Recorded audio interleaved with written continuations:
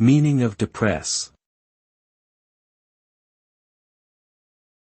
Depress.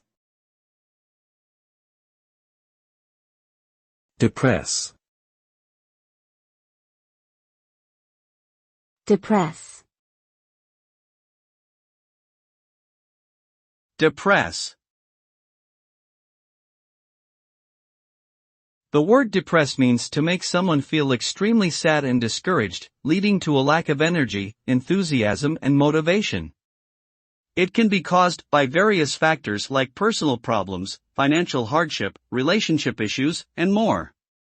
Depression can lead to physical and mental health problems, such as chronic pain, insomnia, and suicidal thoughts. It's important to seek help from a healthcare professional if you are suffering from depression or know someone who is, as there are treatments available that can improve symptoms and quality of life.